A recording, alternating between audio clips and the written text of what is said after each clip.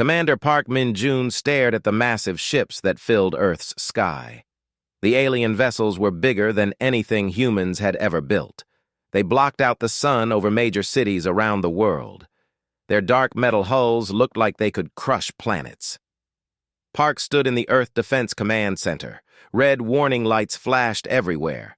Alarms had been going off for 3 hours straight. His officers ran back and forth trying to figure out what to do. But Park already knew the truth. Earth was in terrible danger. "Sir, they're sending a message," said Lieutenant Kim Hana. Her voice shook as she spoke. "All Earth leaders must listen." Park nodded. "Put it on the main screen." The alien that appeared was tall and thin. Its skin was blue-gray and its eyes were cold yellow. It wore armor that seemed to be made of living metal. When it spoke, its voice was like ice breaking. "I am High Regent Vextaler of the Galactic Hegemony," the alien said. "Your species has spread beyond your home world without permission. This cannot be allowed." Park felt his hands make fists. Humans had worked so hard to reach other planets. They had built colonies on Mars and the Moon. They had sent ships to nearby star systems. It had taken them hundreds of years to achieve this dream. "The hegemony controls this galaxy," Vextaler continued. "We have ruled for 10,000 years. Every species must obey us or be destroyed. You humans are young and foolish. You do not understand how things work." The alien's image grew larger on the screen. "Your kind is chaotic and dangerous. You fight wars among yourselves. You destroy your own planet. You cannot be trusted with freedom." Park wanted to argue, but he stayed quiet. He needed to hear everything the alien had to say. "We give you one choice," Vextaler said. "Surrender completely. Accept our rule. Become our servants. Do this and some of you may live. Refuse, and we will wipe out every human in the galaxy." The alien held up one clawed hand. "You have 72 hours to decide. Choose wisely. This is the only mercy you will receive." The screen went dark. The command center fell silent except for the humming of computers. Park looked around at his officers. They all looked scared and lost. "Sir, what do we do?" asked Captain Lee Soo-jin. "Our fleet has maybe 200 ships. They have thousands." Park walked to the big window that showed Earth's orbit. The alien ships waited there like hungry wolves. But Park was not ready to give up. He had been preparing for this day longer than anyone knew. "Get me Admiral Chen and Colonel Kim," Park said. "Full security clearance. No one else can hear what we talk about." 20 minutes later, the 3 highest military leaders sat in a secure room deep underground. Admiral Chen Wei-ming was an old man with gray hair and wise eyes. Colonel Sarah Kim was younger but had fought in every human conflict for the past 10 years. "They want us to kneel," Admiral Chen said quietly. "The entire human race, on our knees like dogs." "Our regular fleet cannot fight them," Colonel Kim added. "Every tactical analysis shows the same result. We would lose in hours, maybe less." Park leaned forward. "What if I told you we have another option?" Both officers stared at him. Park reached into his jacket and pulled out a small black device. It looked like a simple communication tablet, but the symbols on it were not human. "50 years ago, we found something at the edge of our solar system," Park said. "A ship, very old, very advanced. Inside was the last member of something called the Vanguard." Admiral Chen's eyes grew wide. "The classified project, the one with no records." "Project Midnight," Park confirmed. "We have been preparing for this day since before I was born. The Vanguard fought the hegemony long ago and lost, but they knew someone else would rise up someday." Colonel Kim leaned closer. "What kind of preparation?" Park smiled for the first time in hours. "Ships, weapons, technology the hegemony has never seen, and allies they thought they had destroyed forever." He held up the black device. "This can send a signal across the galaxy. When I activate it, hidden fleets will wake up. Ships that have been sleeping for centuries will come alive. Species the hegemony thinks are dead will rise again. How many ships? Admiral Chen asked. Enough, Park said. The hegemony rules through fear. They make everyone believe resistance is impossible. But fear only works until someone fights back. Park stood up and walked to another secure terminal. I need to send a message to the World Council. Earth will reject the ultimatum. Sir, Colonel Kim said carefully, if this plan fails, the human race dies. Park looked at both officers. These were good people who had dedicated their lives to protecting Earth. They deserved to know the truth. The human race dies anyway if we surrender, Park said. The hegemony does not want servants. They want slaves. Our children would grow up in chains. Our culture would disappear. Everything that makes us human would be erased. Admiral Chen nodded slowly. When do we send the signal? Park looked at his watch. 68 hours remained. After Earth officially rejects their demands, the galaxy needs to see that someone finally said no to the hegemony.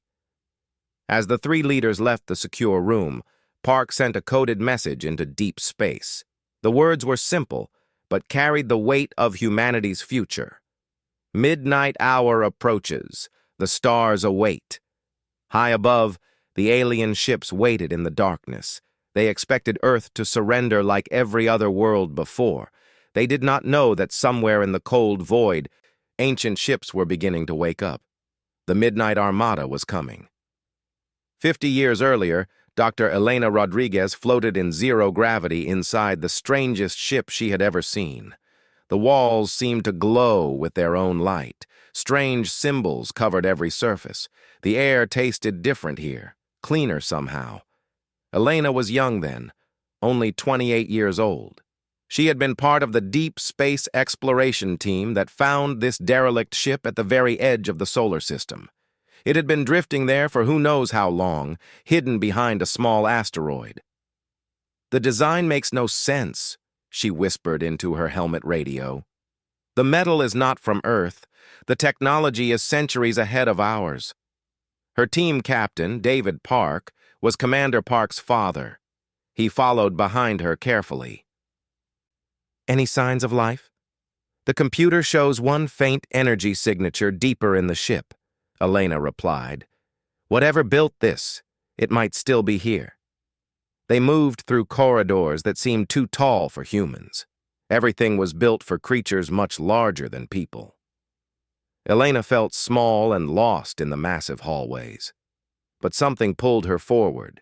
She felt like the ship was calling to her. In the deepest part of the vessel, they found a chamber filled with soft blue light. In the center, connected to dozens of cables and tubes, was a being unlike anything Elena had ever imagined. It was tall, maybe 3 meters, with silver skin that seemed to shift and flow. Its eyes were deep purple and filled with ancient sadness.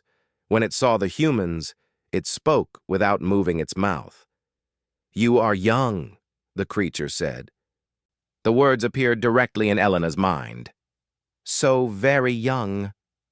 But perhaps that is what we need." "What are you?" Elena asked out loud. "I am the last chronicler of the Vanguard," it replied. "I have waited here for decades hoping someone would find us. My name is too complex for your language. You may call me Keeper." Elena felt David move closer behind her. "Vanguard? What is that?" The Keeper's purple eyes grew brighter. "Long ago, before your species learned to make fire, the galaxy was different. Many species lived free. They traded, learned from each other, grew together in peace." Images began to fill Elena's mind. She saw beautiful worlds with strange cities. She saw different alien races working together. She saw art and music and science that took her breath away. Then the hegemony rose, the Keeper continued. The images changed. Now Elena saw war. She saw worlds burning. She saw entire species wiped out or enslaved. They believed only they deserved to rule. All others must serve or die. But you fought back, David said. Yes. The Vanguard was our alliance. Dozens of species joined together to resist. We fought for 300 years. The Keeper's mental voice grew sad. We lost. Elena saw the final battles. She watched brave ships charge into impossible odds. She felt the despair as world after world fell to the hegemony's might. Most of us died, the Keeper said. The survivors scattered and hid. But we knew this day would come. Someday, a young species would emerge with the courage to fight again. Why humans? Elena asked. We are not the strongest or smartest. The Keeper almost smiled. You are adaptable. You never give up. You care for those weaker than yourselves. These are rare gifts in the galaxy. David stepped forward. What do you want from us? Partnership, the Keeper replied. I will share our technology with you. I will give you the locations of hidden Vanguard fleets that still sleep in the cold dark. Ships and crews in stasis waiting for the call to wake. Elena felt her heart racing. What do you want in return? When the hegemony comes for Earth, and they will come, you must fight not just for your own world. You must fight for all the enslaved peoples of the galaxy. You must restart the flame of freedom. The Keeper began to disconnect himself from the ship's systems. Elena could see that the effort was killing him. I will not live much longer, but I can teach you what you need to know. For the next 6 months, Elena worked with the Keeper every day. She learned about Vanguard technology. She memorized the locations of sleeping fleets. She studied the hegemony's weaknesses and the histories of oppressed worlds. When the Keeper finally died, he passed something to Elena. It was a small black device covered in alien symbols. When the time comes, his final words echoed in her mind. Activate this beacon. The Midnight Armada will answer. Back in the present, Elena was now 78 years old. She sat in a wheelchair in the Earth Defense Command Center, watching Commander Park hold the same device she had carried for 50 years. Are you sure about this, Elena? Park asked quietly. Elena nodded. The Keeper showed me what happens to species that surrender to the hegemony. They are broken down slowly, their cultures destroyed, their children taught to hate their own history. Death is better than that fate. Park activated the beacon. Across the galaxy, ancient signals reached sleeping ships. In hidden asteroid bases and forgotten solar systems, Vanguard vessels began to power up for the first time in centuries. The crews inside were from species the hegemony thought they had completely destroyed. The bird-like Kaloran, who could fly spaceships like they were extensions of their own bodies. The crystal beings called Thys, who could survive in the vacuum of space. The shape-shifting Mordani, who could repair any technology. One by one, the sleeping warriors woke up. They had dreamed for so long of this moment. Finally, someone had called them back to the fight. Elena closed her eyes and smiled. The Keeper would be proud. The Vanguard rises again. In space above Earth, the hegemony ships waited for humanity's surrender. They had no idea that across the galaxy, an ancient alliance was stirring back to life. The Midnight Armada was coming home. The countdown reached 0. High Regent Vextalar stood on the bridge of his flagship, watching Earth turn slowly below. 72 hours had passed since he delivered the ultimatum. The humans had sent their answer 12 hours ago. Complete rejection. Foolish creatures, Vextalar muttered. They choose death over wisdom. His tactical officer, a tall reptilian being called Sectar, approached. Sir, shall we begin the bombardment? Vextalar nodded. Target their major cities first. Let them watch their civilization burn. Perhaps seeing their capitals destroyed will make the survivors more reasonable. The hegemony fleet moved into attack formation. 3,000 ships arranged themselves around Earth like a metal web. Each vessel was the size of a mountain and armed with weapons that could crack continents. Beginning planetary bombardment in 60 seconds, Sektar announced. Captain Lee Soo-jin watched the alien fleet from the bridge of her ship, Terra's Defiance. The human vessel was tiny compared to the enemy, like a minnow next to whales. Around her, the rest of Earth's fleet waited in desperate readiness. "All ships, this is Captain Lee," she said into her communicator. "Remember what we are fighting for. Not just Earth, but the right of all people to be free." She looked at her crew, young men and women from all over Earth, Korean, American, Nigerian, Brazilian. They came from different places, but they all understood what this moment meant. 30 seconds to bombardment, came the voice from Earth Defense Command. Lee gripped her command chair. The human fleet had orders to fight as long as possible, but everyone knew they could not win. 200 ships against 3,000 was not a battle. It was suicide. 10 seconds. Lee closed her eyes and thought of her daughter back on Earth. She hoped the little girl would understand why her mother had to fight today. "Time," the voice said. The hegemony ships began to turn their massive weapons toward Earth. Then something impossible happened. Space around Earth suddenly filled with light as hundreds of ships appeared from hyperspace. But these were not human vessels. They were sleek and beautiful, made of metals that seemed to sing. Their weapons glowed with power that made the air itself hum. "What is this?" Vextaler shouted on his bridge. "Where did these ships come from?" More vessels kept appearing, ships shaped like birds with wings of pure energy, crystal ships that looked like living gems, vessels that seemed to shift and change shape as they moved. "Sir," Sektar said, his voice shaking, "those are Vanguard designs. But that is impossible. We destroyed them centuries ago." A new voice filled all the communication channels, speaking in perfect galactic standard. "This is Admiral Park Min-jun of Earth, commanding the Midnight Armada. Hegemony forces, you have entered our space without permission. Leave now or face the consequences." Vextaler laughed, but the sound was hollow. "Midnight Armada? There is no such thing. The Vanguard is dead." "Look around you," Park's voice replied. "Do we look dead to you?" Lee stared at her sensors in amazement. The alien ships were taking positions around the human fleet. Not attacking them, but protecting them. A voice came through her private channel. "Captain Lee, this is Commander Zekthera of the Kaloran Liberation Fleet. We are honored to fight beside you today." On her screen appeared a being that looked like a cross between a bird and a person. Its feathers shimmered with colors Lee had never seen before. "The honor is ours," Lee replied, still not believing what she was seeing.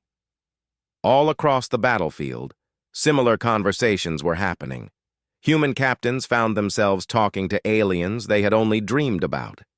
The crystal Thais, who spoke in musical tones. The shape-shifting Mordani, whose voices sounded like flowing water. "Impossible," Vextaler whispered. "We killed them all." "You killed their worlds," Park's voice came again. "But their fleets survived, hidden and waiting. Today they returned to reclaim the galaxy." The hegemony fleet outnumbered the Midnight Armada 2-1, but the Vanguard ships fought with technology and tactics the hegemony had never faced. Human commanders found themselves coordinating multi-species fleets using strategies that felt both alien and natural. Lee watched in amazement as Kaloran pilots flew their ships through impossible maneuvers. They moved like they were dancing instead of fighting. Thais vessels absorbed enemy fire and turned it back on the attackers. Mordani ships changed shape to avoid weapons, flowing like liquid metal through space. "Focus fire on the lead hegemony vessels," Park ordered. "Show them we are not afraid."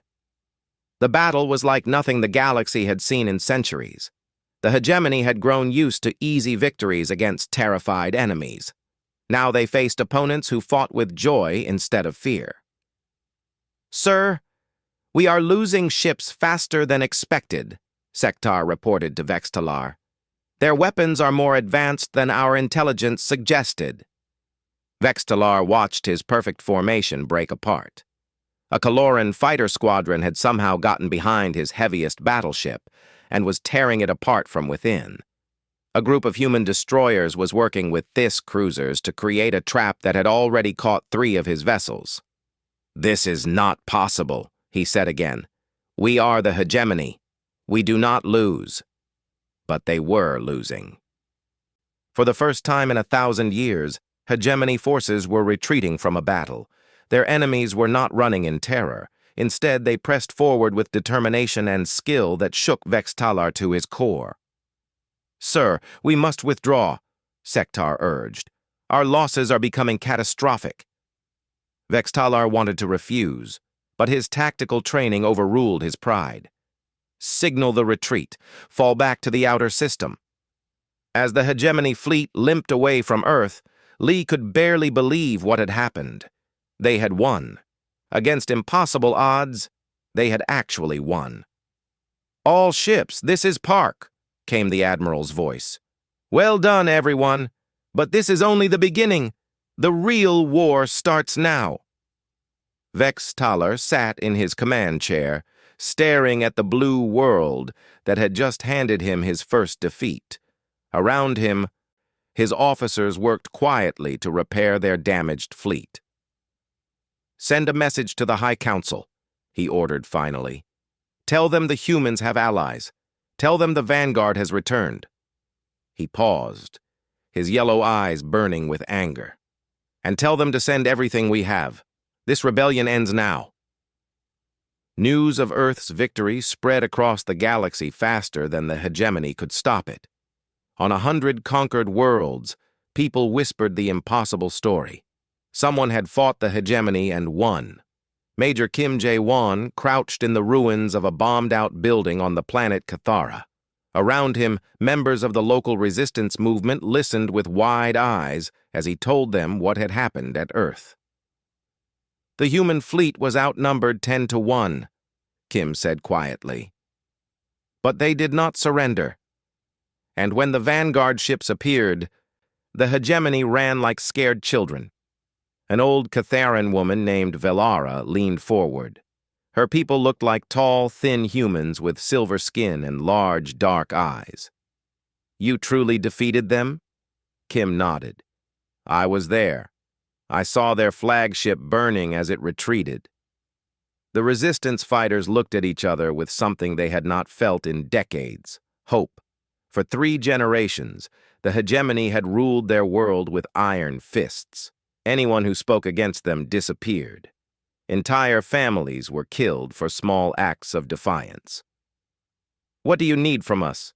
asked Mordell, the resistance leader. Kim pulled out a small communication device. "This will connect you to the Midnight Armada. When we give the signal, you rise up at the same time as dozens of other worlds. The hegemony cannot fight everywhere at once." Similar conversations were happening across the galaxy.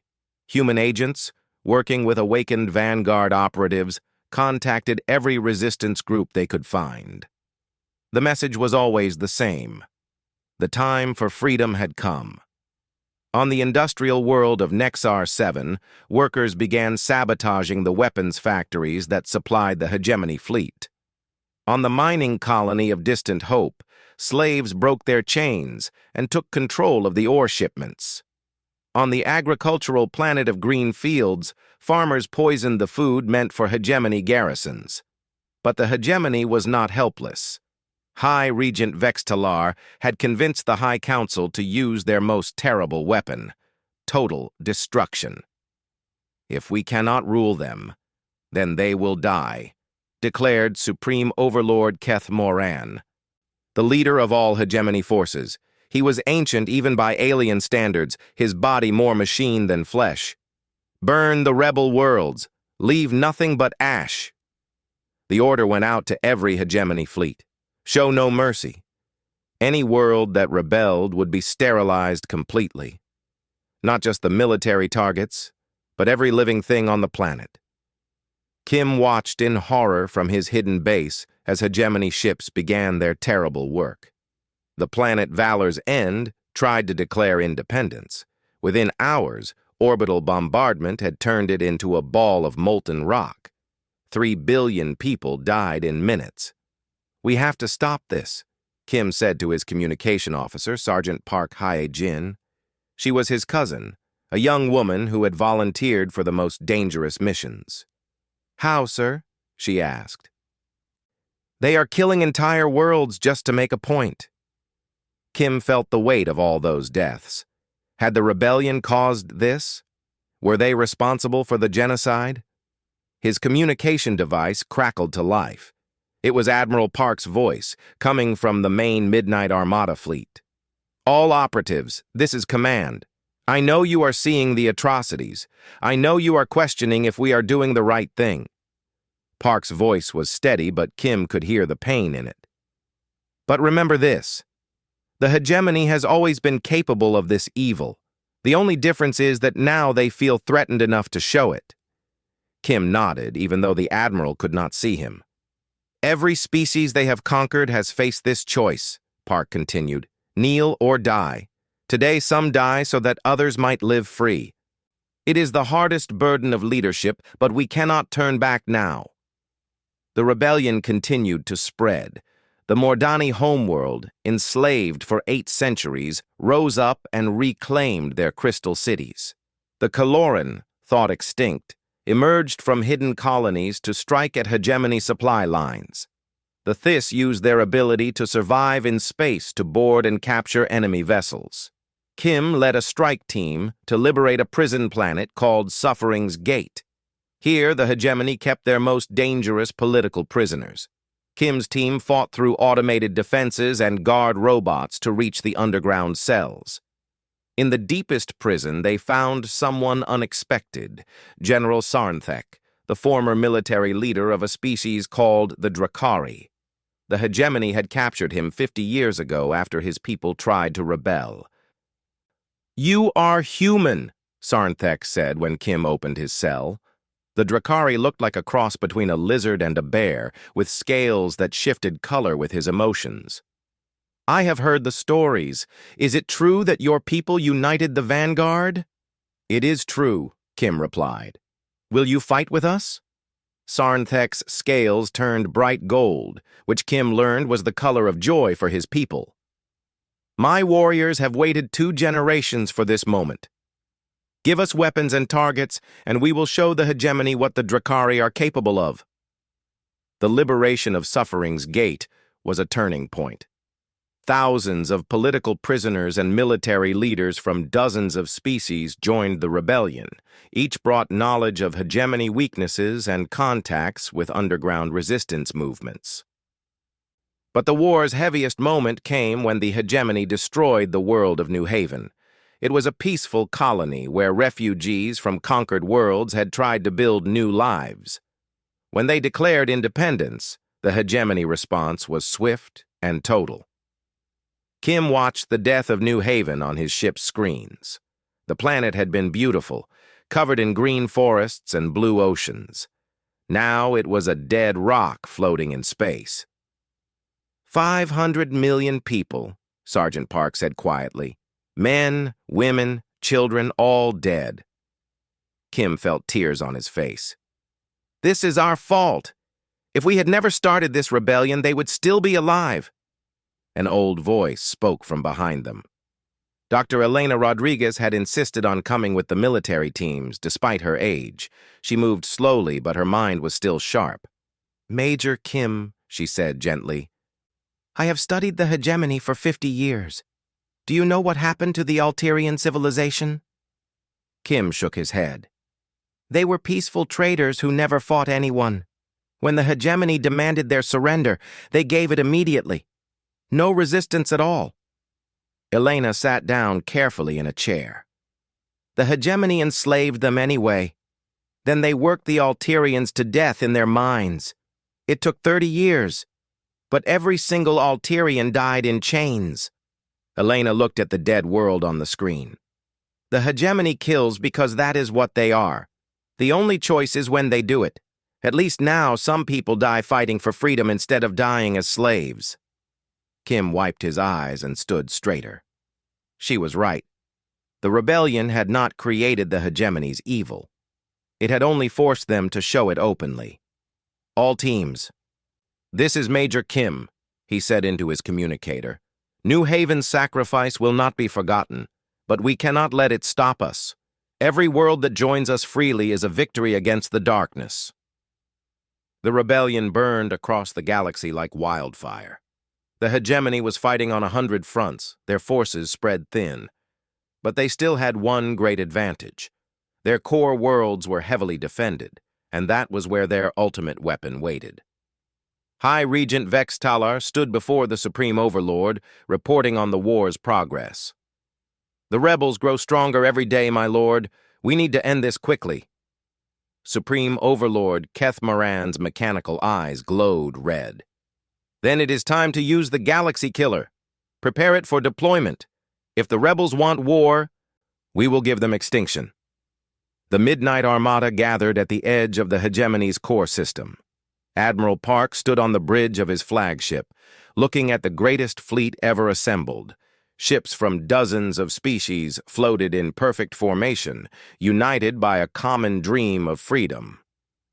"Final count, Admiral," reported Captain Lee Soo-jin. 8,000 vessels from 47 different worlds.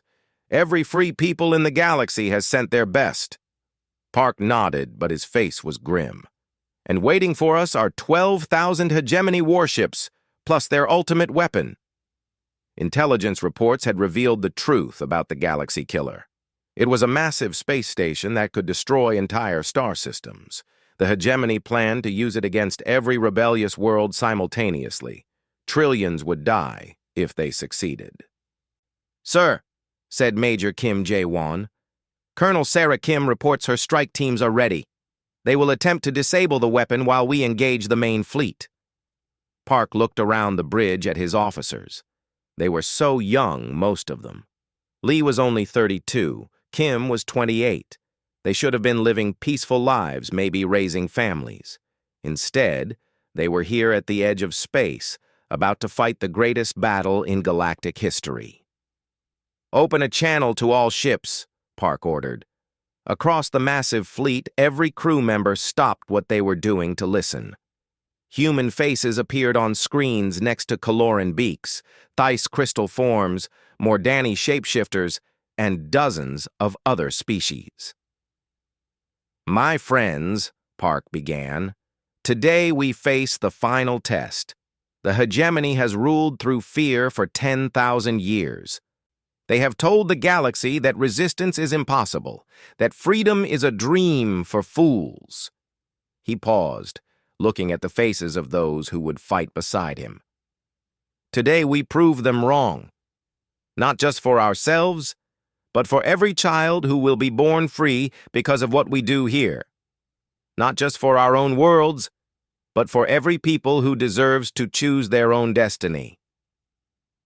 On the Caloran ships, the bird-like warriors spread their wings and sang ancient battle songs. The crystal Theiss hummed in harmony that made their vessels glow brighter. The Drakari roared challenges that echoed through space. "The hegemony calls us chaos," Park continued. "They say our differences make us weak. But I have seen humans work with Calorans to outfly their best pilots. I have watched Theiss and Mordani combine their abilities to build impossible weapons. Our diversity is not our weakness, it is our greatest strength." The fleet began to move forward into the hegemony system. The enemy was waiting for them, arranged in defensive formations around their home worlds. The Galaxy Killer sat in the center like a dark metal moon, bristling with weapons that could crack planets. "Remember," Park said, "we are not here to conquer. We are here to free. When this is over, every people goes home to rebuild their own world in their own way. The Age of Empires ends today." Colonel Sarah Kim led her strike force through the chaos of the main battle. Her team included the best soldiers from every species. Drakari warriors who could tear through metal with their claws, Theiss who could survive direct hits from energy weapons, Calorans who could fly through laser fire without being touched. Their target was the Galaxy Killer's control center. Intelligence said it was deep inside the massive station, protected by automated defenses and elite guards. "Breach successful," reported Sergeant Park Hyajin. "We are inside the outer ring." The team moved quickly through corridors that seemed to stretch forever. The Galaxy Killer was the size of a small moon, filled with power generators and weapon systems. At its heart sat the control room where Supreme Overlord Keth Moran waited. The main space battle raged around the station. Captain Lee commanded a mixed squadron of human and alien ships, using tactics that confused the hegemony commanders. When they expected her to attack, she defended. When they prepared for defense, she struck from impossible angles. "Their formation is breaking apart," she reported to Park. "The Drakari heavy cruisers are punching through their left flank." But the hegemony still had superior numbers. For every enemy ship destroyed, the Midnight Armada lost one of their own. Park watched good crews die and felt the weight of every loss. "Sir, the Galaxy Killer is charging its main weapon," warned his tactical officer. "If it fires, it will destroy our entire fleet." Park made the hardest decision of his life. "All ships, prepare for ramming attack on the Galaxy Killer. We have to stop that weapon, no matter the cost." Across the fleet, captains acknowledged the order. They knew it meant death, but they also knew what would happen if the weapon fired. Every free world in the galaxy would burn. Colonel Kim's team reached the control center just as the Galaxy Killer began its final charging sequence. The massive chamber was filled with the hum of unimaginable power. At its center, Supreme Overlord Keth Moran sat on a throne of black metal. "So," the ancient creature said, "the insects come to sting the giant." Keth Moran was more machine than living being. Tubes and wires connected him directly to the Galaxy Killer's systems. When he thought, the weapon responded. When he felt anger, its power grew stronger. "You are too late," he continued. "In 60 seconds, every rebel world dies. Your precious diversity will become cosmic dust." Kim raised her weapon, but Keth Moran was faster. Energy beams shot from his mechanical arms, forcing the strike team to take cover behind broken machinery. In space, Park's fleet began their desperate charge toward the Galaxy Killer. Ships that had traveled across the galaxy to fight together now prepared to die together. The hegemony defense fleet tried to stop them, but nothing could turn aside beings fighting for their children's future. "This is Admiral Park to all ships," he broadcast on an open channel. "If we fail here, tell the galaxy that free people stood together when it mattered most." His flagship, Terra's Defiance, led the charge directly toward the Galaxy Killer's main weapon port. Behind him came vessels from every corner of space, united in their final moment. But then something unexpected happened. On hegemony ships throughout the fleet, junior officers began to refuse orders. Entire crews turned against their commanders.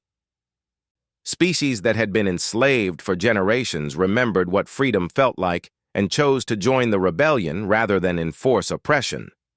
"Sir," reported Lee in amazement, "half the hegemony fleet has stopped firing. Their own people are rebelling." In the Galaxy Killer's control center, Kim saw her chance. While Keth Moran was focused on the space battle, she and her team charged forward. Drakari claws tore through mechanical defenses. Theiss energy absorbed the Overlord's attacks. Mordani shapeshifters flowed around obstacles to reach the weapon controls. "You cannot stop the natural order!" Keth Moran screamed as Kim's team reached his throne. "The strong must rule the weak!" Kim looked at the ancient tyrant and saw only a creature consumed by fear. "The strong protect the weak," she replied. "That is what makes them truly strong." The strike team destroyed the Galaxy Killer's control systems. The massive weapon powered down just seconds before it would have fired. Across the galaxy, billions of people lived because a small group of soldiers had refused to give up. Keth Moran collapsed as his connection to the weapon was severed. Without the machine's power flowing through him, He was just an old, tired being who had forgotten how to live without fear. Park's voice echoed across every ship in both fleets. "People of the galaxy, this is Admiral Park Min-jun of Earth. The hegemony is finished. The galaxy killer is destroyed. Every world is free to choose its own path." The war was over, but the real work was just beginning. In the months that followed, the Midnight Armada helped establish a new galactic council. Instead of one empire ruling everyone, each species sent representatives to work together on common problems. There were arguments and disagreements, of course. The Colorans wanted to focus on exploration. The Thais preferred scientific research. The Drakari pushed for better defense systems. But they talked instead of fought, and slowly built something better than what had come before. Park stood on Earth's surface 1 year after the Great Battle, watching ships from a dozen worlds land at the new galactic embassy. Children who had been born free played together in gardens where representatives from across the galaxy worked to build a better future. "Do you think it will last?" asked Dr. Elena Rodriguez. She had lived to see her dreams fulfilled and now spent her final years teaching young diplomats. Park smiled as he watched a human child share candy with a young Coloran whose feathers sparkled with joy. "Nothing lasts forever," he said, "but this is better than what we had. And when the time comes, someone else will make it better still." Above them, the stars burned bright with the promise of freedom. The galaxy belonged to all its children now, and they would write their own destiny among the infinite lights of space.